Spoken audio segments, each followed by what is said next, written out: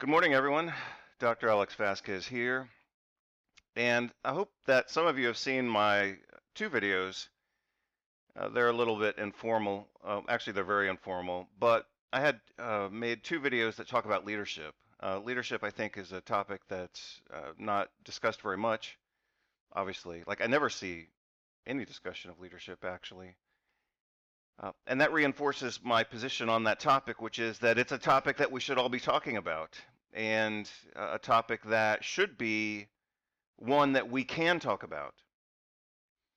So in my case, through personal experiences, including conversations with my father when I was young, certain books that I read and audio tapes that I listened to when I was young, certain leadership experiences I had with peers in certain situations, and also the fact that I attended military school, I've always had some awareness of the idea of leadership and certain concepts in leadership.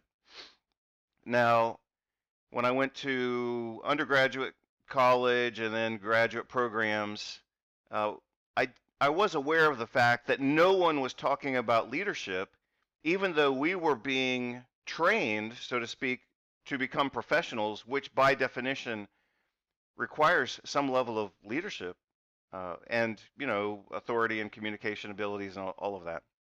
We weren't uh, given any conversation on leadership or anything like that. So, for example, as medical doctors, we are supposed to work with our patients and guide them and lead them to the appropriate decisions, not manipulate them into the decisions that we want, but help guide them to appropriate decisions for their own health. That requires a conversation. Kids don't just study anatomy and biochemistry and pharmacology and then understand how to communicate and how to lead people to appropriate decisions. That's just one example. That's just one example of the lack of leadership education, but it's also one example of one type of leadership. So different types of leadership are appropriate in different situations. However, all leadership has certain common characteristics.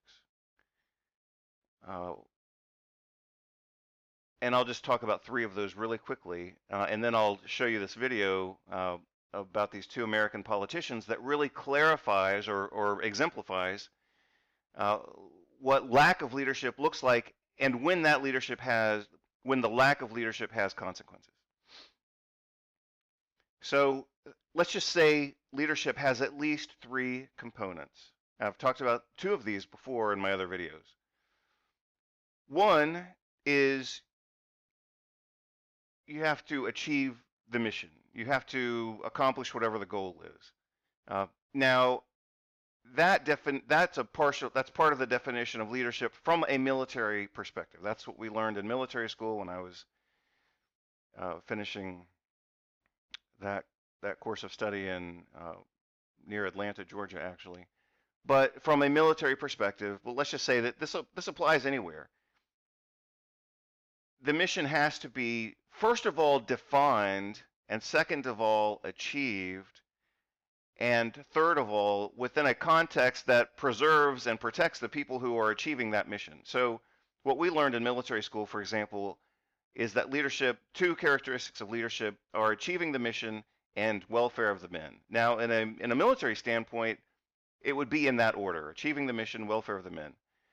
In a public health standpoint, it should be welfare of the people and then achieving whatever the mission is. But the third component, which I haven't discussed previously, is that you have to define what the goal is. That seems obvious, and maybe that's why I didn't mention it previously. But the goal has to be defined. If the goal is not defined, and if the subordinates or the followers or the implementers or the team, the goal has to be defined and the team has to be enrolled in achieving that mission. And then we have to achieve the mission. That's what good leadership does. And then we, of course, have to make sure that we've taken care of our people while we achieve the mission, right? Can't just sacrifice our people to achieve the mission, but we are doing that as a global population right now.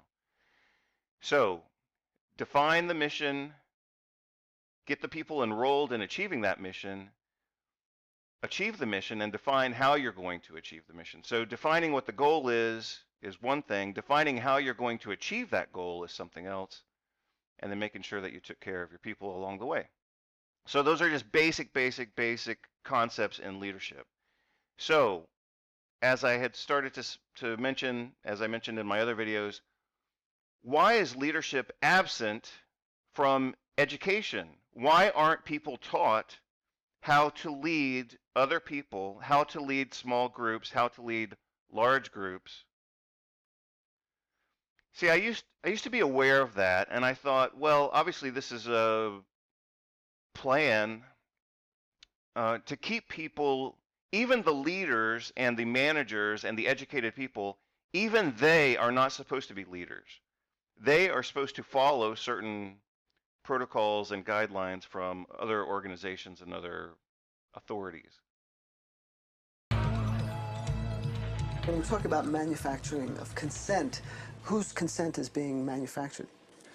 We can, to start with, there are two different groups. We can get into more detail, but at the first level of approximation, there's two targets for propaganda.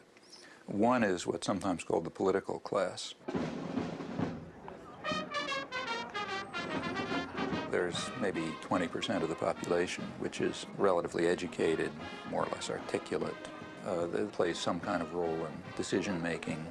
They're supposed to sort of participate in social life, either as managers or cultural managers, like, say, teachers and writers and so on. They're supposed to vote. They're supposed to play some role in the way economic and political and cultural life goes on.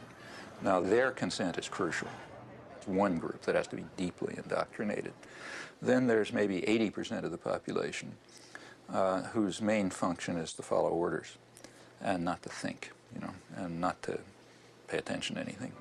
And they're the ones who usually pay the costs. That's part of my point. The absence of leadership training in graduate education obviously states that we don't want to train people to be leaders. We want them to be managers and implement the rules that are created by other people. That's one of my critiques. That's how it occurred to me for a long time. But what occurred to me later is a consequence of people being ignorant about leadership is that they also don't know how to critique bad leadership. So for the last several years, especially in American politics, but also now obviously globally, we have been flooded by the incompetence of our leadership. We've been overwhelmed, we've been bulldozed, we've been misled, we've been lied to by a lot of leaders, and yet I would say the vast majority of people don't have the language and ability to see that for what it is and describe it for what it is, as absolute incompetence and manipulation. So again, we all need to be aware of leadership. The absence of leadership training in education, starting from grade school, tells you a lot about the political forces that shape your education, because they don't want you to understand leadership and they don't want you to be a good leader. As a consequence of that, people also don't know how to evaluate and critique and articulate a critique of bad leadership. And that enables bad leadership to continue. So as I've said here on this page, which I just wrote yesterday, and I'll turn it into a blog, leadership ignorance enables leadership incompetence. So the fact that the general population doesn't have any idea about competent leadership, they don't know how to implement it, and that's bad enough. But they also don't know how to evaluate leadership and explain and communicate that incompetent leadership is not acceptable, especially if it's within the context of some major crisis. So what should be unacceptable to people is to be told, you and your community are in a crisis, and then be told, you can't do anything about it, you have to follow what we say. and then have that leadership be incompetent. That's not acceptable. Someone can't tell you that you're in crisis, that you can't do anything about it, and you have to follow what we tell you, and we're going to fail at every step of the way, and you have to accept not only the fact that you're in crisis, but also that we're going to fail in our leadership mission. That's really not acceptable. So why is it being accepted throughout the world? Because people don't have, well, for a variety of reasons, but people don't have these concepts that I'm talking about right now. Let's take a look at the video, and I'll pause it along the way and make a few more commentaries as I see fit. But let's just, this was such an appalling example of bad leadership that it really does require commentary. 5 minutes. Thank you, Mr. Chairman. Dr. Fauci, when is the time? When is the time? Well, in your written statement, you say, now is not the time to pull back on masking, physical distancing, and avoiding congregate settings. When is the time? When do Americans get their freedom back? Can you put your microphone on, please? Sorry. So let me just comment on that. That was not an innocent mistake, and that was actually, in my opinion, somewhat revealing. And I don't want to overread into people's errors and things like that. But when a professional politician is addressing a political body in a this is very formal. I mean, this is not a casual event. He's being called before the politicians which have been elected. He has not, Fauci has not been elected. Fauci. So what kind of an imbecile is called to address, what kind of a buffoon is called to address a political body and doesn't turn his microphone on and doesn't even have the awareness that he's not being heard? I mean, that's just stupid. When we get the level of infection in this country low enough that it is not a really high threat. What is low? See, and there you go. And Jim Jordan, the politician, got on him immediately. Fauci should have clear numbers. He's being asked for clarity, and he's not providing clarity. That's an example, at least, of incompetent leadership. So here we are in May now of 2021. We've been at this for well over a year. And the guy who's leading the charge, so to speak, in America's response to this pandemic, supposedly a crisis, he doesn't even have numbers that he's working with. So remember, this goes back to basic leadership. What we learned in military school is what I default back to. What are the two components of competent leadership? Achieving the mission, welfare of the men, and in our case, we were military school. Welfare of the people. Achieve and caretake or look after the welfare of your people. Number one, we're not achieving either of those. But the other thing is, number two, they haven't even defined what success is. They're never going to achieve success if they haven't defined it. And his comment about, well, we're just going to try to vaccinate everyone that we can, that's just stupid.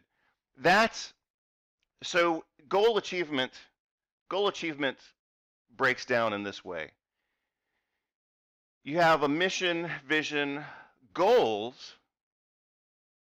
Goals are achieved by strategies. Strategies are achieved by tactics.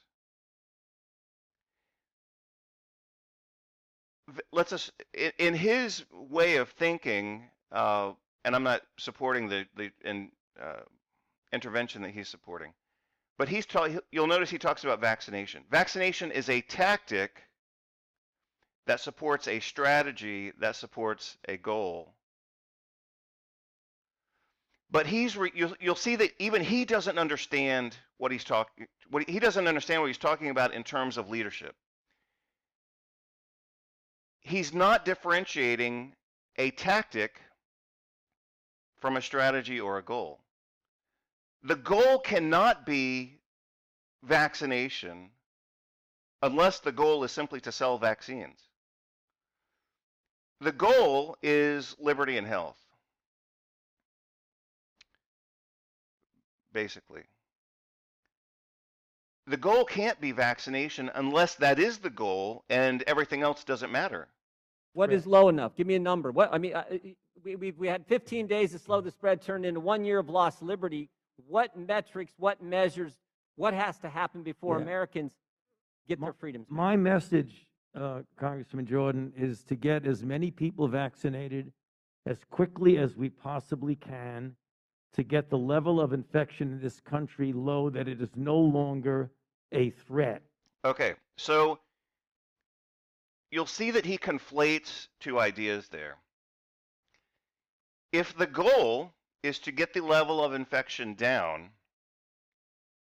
then we have many ways to do that, one of which would be correcting people's nutritional deficiencies that make them vulnerable to an otherwise mild infection. And most coronavirus infections are mild, even among people who are obese, nutrient deficient, stressed out, underslept, etc. So coronavirus is a mild infection that becomes severe in a certain patient population characterized by obesity, metabolic syndrome, gastrointestinal dysbiosis, ultra-processed food consumption, and multiple nutritional deficiencies. 60% of people worldwide are deficient in vitamin D, 30% in zinc, 15% in selenium, and that's not even talking, as we could, about vitamin A and other nutrients. So, if the goal is to get the level of infection down, vaccination should be discussed as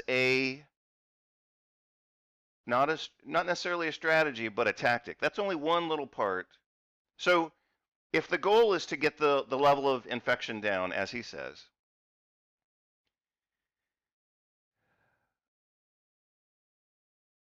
then if that's the goal, then the strategy to get there could be, we can have many different strategies to get there, but one of which should be supporting host defense. And the tactic to support host defense, one of those from the medical perspective is vaccination, but others, such as correcting nutritional deficiencies, also exist. They should be given some space in this conversation. That is when. And I believe when that happens, you will see. What determines when? I'm sorry. What measure? I mean, are we just going to continue this forever, or when do we get to the point? What measure? What standard? What objective outcome do we have to reach before Americans get their liberty and freedoms back? You know, you're indicating liberty and freedom. I look at it as a public health measure to prevent people from dying and going to the hospital. Okay, so he can say that all day long, but it doesn't make any sense. Remember, the two, really three, but two or three, the two or three basic criteria of leadership. It's really four. Define the mission, get people to agree and enroll in achieving that mission, achieve the mission, and then make sure that you took care of your people. Fauci hasn't achieved any of those, and he's been in this job. He should have had this figured out from day one. These aren't things that leaders would figure out as they go through the process. He hasn't defined any aspect of his leadership of this problem other than to say, well, you got to get people vaccinated. Is this simply, I mean, is this whole thing just a campaign to sell vaccines? Because why doesn't he have any idea of, he doesn't even know what his own goal is. You don't think Americans' liberties have been threatened the last year, Dr. Fauci? They've been assaulted. Their liberties have. I don't look at this as a liberty thing, Congressman Jordan. Well, that's I look at obvious. this as a public health thing. See, that's stupid. I mean, for 2 weeks, you could say, look, we need people we don't know what's going on. Let's everybody stay home and let's not overwhelm the hospitals. I mean, that's what they said last year. But for Fauci to say, I don't see this as a leadership thing, or I don't see this as a freedom thing, of course it's a freedom thing. People have to work, they have to live, they have rights to travel, they have, I mean, we're not supposed to just be slaves to whatever the hell he wants to put out there. But I disagree with you you on think that the Constitution completely. is suspended during a virus, during a pandemic? It's certainly not. No, well, public health has many different components, one of which is health and happiness, not simply reducing numbers, which they know they have inflated those numbers. So what you'll see with Fauci is he avoids the topic. He has no clear answers to things that he should have answers to. And he's very evasive. And ultimately, what that comes out to is manipulation. He's using his position of control to manipulate the people under his charge, which is the entire country of the United States. And he's getting called out for it here. This will end for sure when we get the level of infection very low. It is now at such a high level, there's a threat again of major surge. Dr. Fauci, over the last year, Americans' First Amendment rights have been completely attacked. Your right to go to church, your right to assemble, your right to petition your government, freedom of the press, freedom of speech have all been assaulted. I mean, for a year now, Americans haven't been able to go to church. Even today, when they go to church, they're limited in the size of worshipers who can meet. Your right to assemble? Oh, my goodness. We had a curfew last fall in Ohio.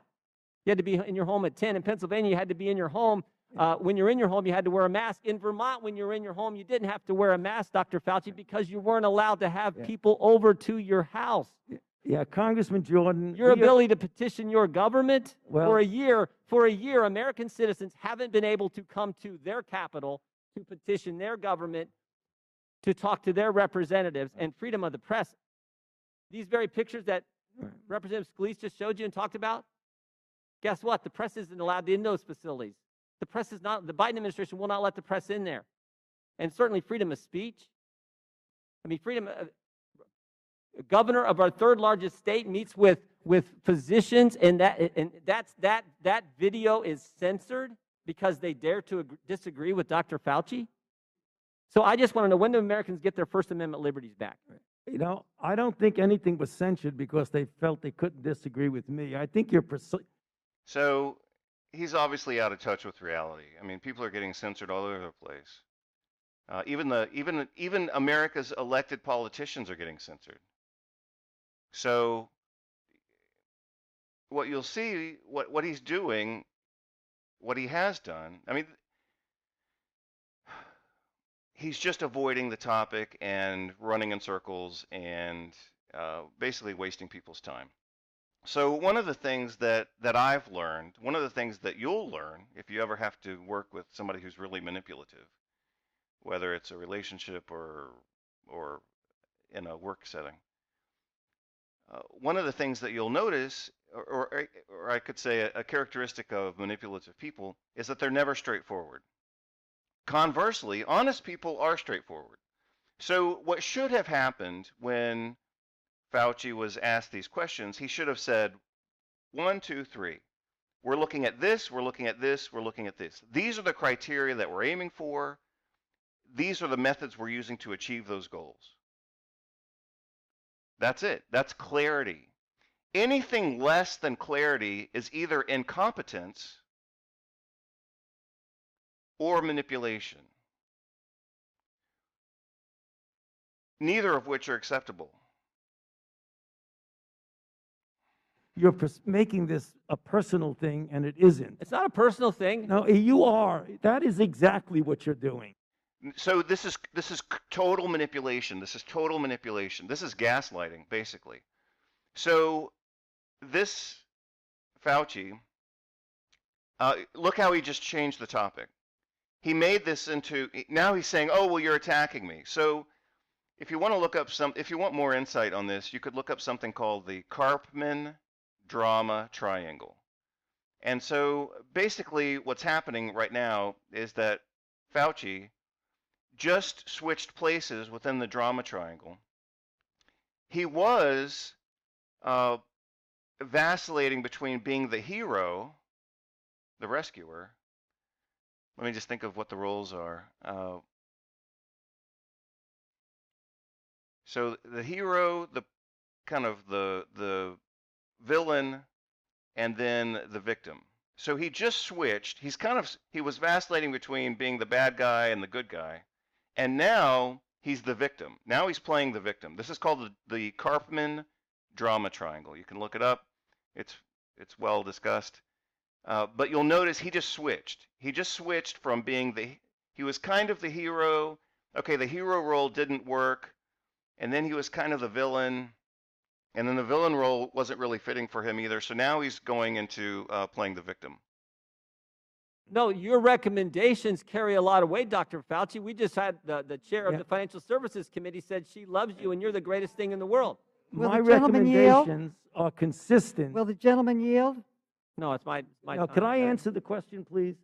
So now he wants to defend his right to answer a question. He hasn't answered any questions at all. My recommendations are not a personal recommendation. It's based on the CDC guidance, which is And I'm asking a question, underscored. what measures have to be attained before Americans get their First Amendment liberties back? I just told you that. No, he hasn't answered anything other than saying we have to vaccinate all these people. Again, that's not leadership. That people don't have the goal of getting vaccinated. I mean, any reasonable person wouldn't. Vaccination is only a tactic to achieve a certain ultimate goal. Theoretically, I'm not saying I support that idea. So confusing a tactic with a strategy and confusing a strategy with a goal, that's at least a slippery slope, right? And again, we are talking about the lives of hundreds of millions of people, and we're talking about billions of dollars. And we're talking about a lot of time too. So when you talk about just if you just look at the United States, what 360 million people over the course of a year, that's 360 million years largely lost to discussing this problem, and even a year and a half into it, we don't have goals, we don't have competent leadership. No, you haven't given anything specific. You said we hope when this tell me specifically. Right what measures now, have to be right reached. now we have about 60,000 infections a day, which is a very large risk for a surge. So we all know now that those numbers have been based on inaccurate testing and falsified death certificates. Anybody who dies within 30 days of having a positive test is counted as a COVID death, and we know that that's not accurate.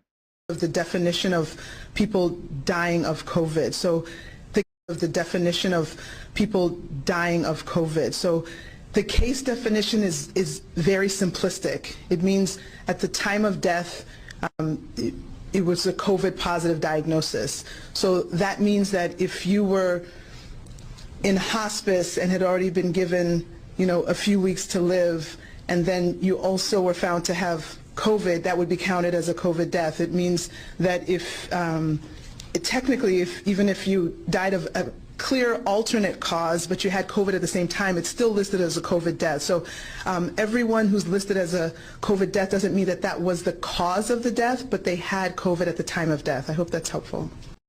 We're not talking about liberties. We're talking about a pandemic that has killed 560,000 Americans. I That's get what that, we're Doc. talking about. So they can make those numbers whatever they want, and they've chosen to make the numbers as high as possible by artificially inflating them. The definition of people dying of COVID. So think of the definition of people dying of COVID. So the case definition is very simplistic. It means at the time of death, it was a COVID positive diagnosis. So that means that if you were in hospice and had already been given, a few weeks to live, and then you also were found to have COVID, that would be counted as a COVID death. It means that even if you died of a clear alternate cause, but you had COVID at the same time, it's still listed as a COVID death. So everyone who's listed as a COVID death doesn't mean that that was the cause of the death, but they had COVID at the time of death. I hope that's helpful. And I don't disagree with that, and I understand how serious that is, but I also understand it's pretty serious when businesses have been shut down, people can't go to church, people can't assemble in their own homes with their friends, with their families, people can't go to a loved one's funeral, people can't get to their government, petition their representative to redress their grievances. Right. I also understand the First Amendment's pretty darn important, and it's been a year, and I want to know when Americans will get those First Amendment liberties back. Well, you just said people cannot assemble in their own homes. They can. That's a CDC recommendation for vaccinated Not last people. fall they couldn't. I didn't hear. Not last fall they couldn't. So when Jim Jordan, the politician, asks Fauci, Fauci, whatever, when, he's asking a very clear question that should be based on reasonable, defined, and achievable goals. Fauci should reply by stating, exactly at this point, when we have achieved fewer than 40,000 infections a day, or 30,000, or 20,000, or 10,000, it should be a very specific number. Just saying that we need to get more people vaccinated doesn't answer the question. The question is very clear. When is the situation going to change? How will we know we're achieving the mission? Not just vaccinating people. I should say, not just vaccinating people while we exclude and ignore all the other causes of infection. So, you know, I've written a book on viral infections. So I encourage you to look at that information and get a better understanding of what a viral infection is and how it happens and how it can be avoided. I didn't hear what he said. The gentleman's time has expired. I'll give you one instance of when we can get our liberties back. It's when 90% of the members of the United States Congress get vaccinated. Well, I want to know if that's what Dr. Fauci, is it 90%, That's what Dr. Fauci? Is it 90%? That's what I'd like to know. Give us some objective standards versus when certain things get reached, we might be able to get back to having our liberty. When? What are the numbers? Well, You're going to see a gradual, right now we're at an unacceptably high level. On a daily basis, it's unacceptably high, regardless of who you are. What you're going to see as more and more people get vaccinated, and we get over 3 million people a day. See, again, he's not answering the question. You're going to see the level of infection come down and down, and gradually there will be more flexibility for doing the things that you're talking about. Where does it get to? When it comes down, what number do we get our liberties back? Tell me the number. He's avoiding it. So he's either incompetent or he's just being manipulative. And I'm just looking for a book right now, because I have studied the psychology of manipulation. Oh, it is right there. Let me show you. Sorry, give me a second here. I'm going to show you a book.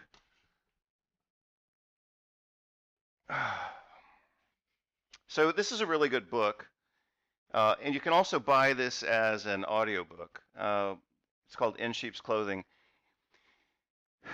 It's good. I like it. Gosh, it's turning yellow. I've had it for so long. I can't say that it's great. And the reason I can't say it's great, either as a book or as an audiobook, the reason I can't say it's great, even though it is very good, is because it's a bit subtle. He says things in here that you really have to be attentive to what he's saying in order to get it. And in my opinion, he should have been more explicit. He should have said, look, you have to understand this. Here it is. This is what's happening.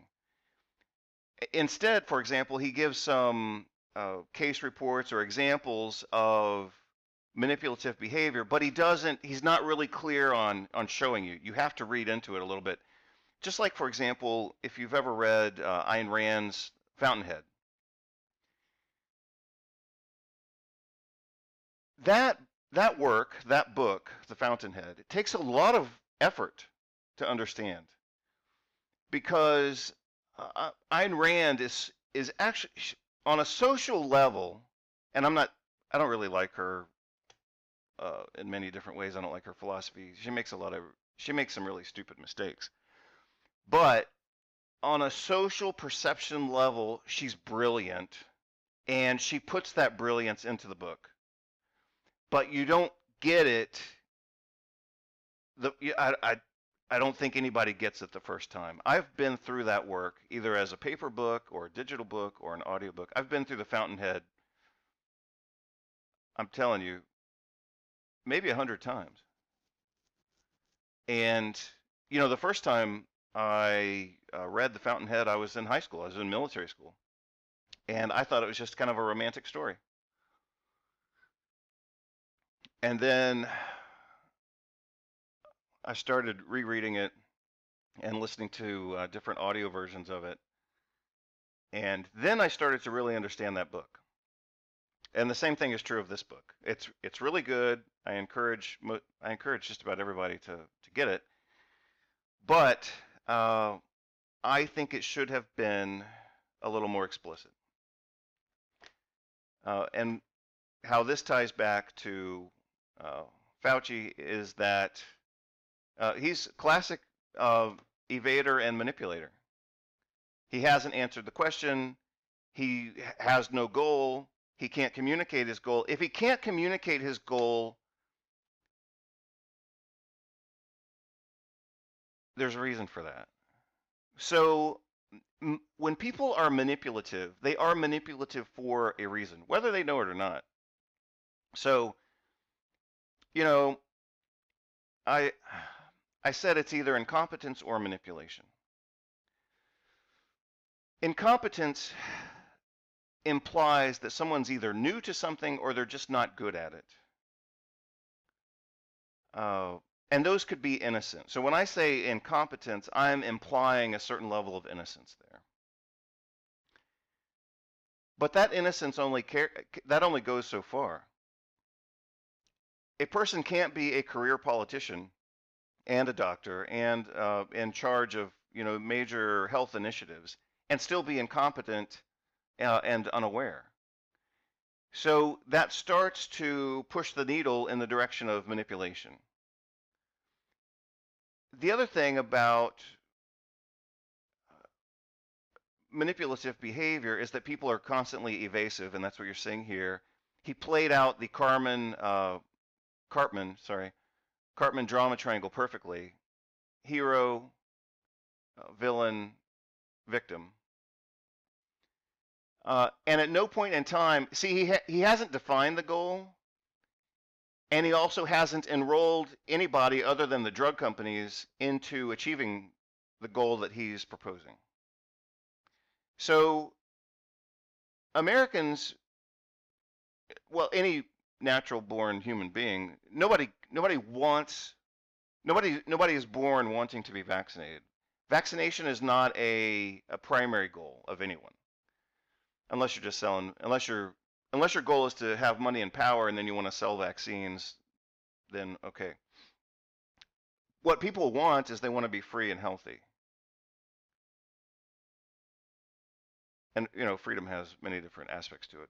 Freedom to work, freedom to get an education, freedom to learn more, things like that. So he's already conflated this entire conversation, and it's either incompetence or manipulation. I'll let you make your own choice on that. But here's the other thing. When honest people are incompetent, innocently incompetent, and they are questioned or otherwise made aware of their incompetence or their shortcomings, what they do is they seek solutions. So when innocently incompetent people make mistakes, they'll say, you're right, I made a mistake. I need to have a better definition of what we're aiming for here. I need to define what our goals are. I need to have those goals reviewed by the people who are participating, including the citizens. And then once we've clarified and corrected our course, then we enroll everyone in there. We say, look, this is the goal that we're trying to achieve. We all need to be in this together. We've got, pretty good agreement here. So we don't have agreement on anything right now in this campaign against coronavirus. We have no agreement. We have no agreement. The people want to be happy and healthy on one side, and the politicians say you need to stay home and get vaccinated. So that's why this conversation is not advancing, and we've been doing it now for almost a year and a half.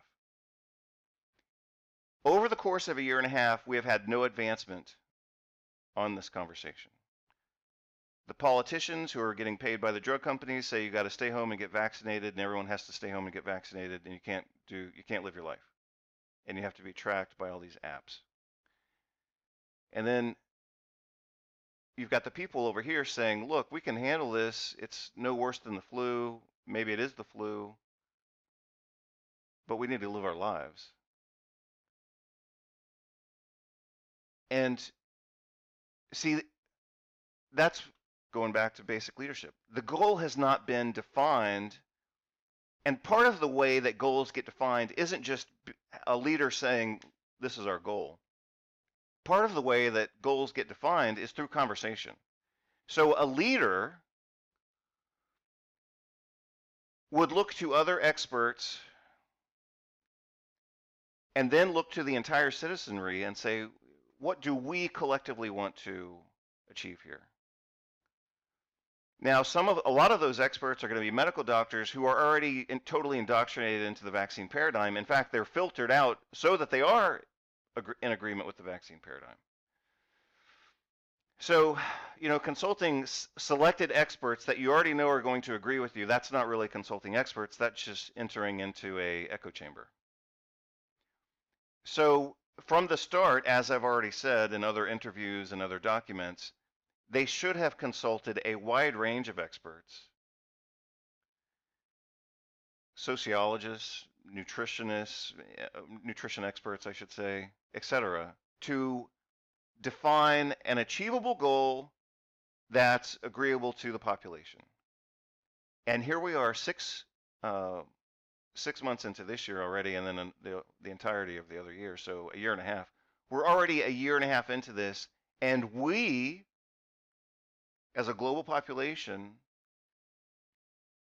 we don't have a goal. We don't have a clear, achievable goal that's been agreed upon by everyone. And I'm not saying 100% of people are going to agree. But again, look at the disparity. You've got the entire population of humanity. They want to be happy and healthy and free. You've got all these politicians saying you have to stay home until everyone's vaccinated. So the politicians cannot lead the population to achieve a goal when the population doesn't share that goal. The population doesn't want vaccination. What they want is to be happy, healthy, and free. The assumption, it's really not, I don't even think it can be called an assumption. The statement that vaccination is the way to get there, come on. Based on what data? Based on the data provided by the drug companies that are making money? Based on the ignorance of a lot of history in medicine? That's a big stretch. So that's why this is continuing to fail. So I've said that, I won't keep repeating it. Number one, here's my summary. Number one, everybody needs to understand leadership. Number two, the fact that leadership isn't taught in graduate school and medical school is a tragedy. But it also reveals who's in charge of the power structure. People who don't want you to understand leadership. If you understood leadership, you would be a better leader in your own community. If you understood leadership, you would be able to critique and articulate your critique of bad leadership. And that ability to have clarity would make you so pissed off, you wouldn't accept this garbage that's being thrown in front of you now for the past year and a half. These people have no goals. They have no achievable goals. They have no defined goals. We don't even know if their goals are going to work. And regardless of all that, their goals are opposed to the goals of the population. So here we are, a year and a half into this. Globally, we're talking the United States, Canada, most countries, most of which are not autonomous, all of Europe, with the exception of Sweden. I mean, this is a pandemic of pathetic and incompetent leadership that just keeps repeating the same thing: vaccination and quarantine, vaccination, quarantine, vaccination, shutdown.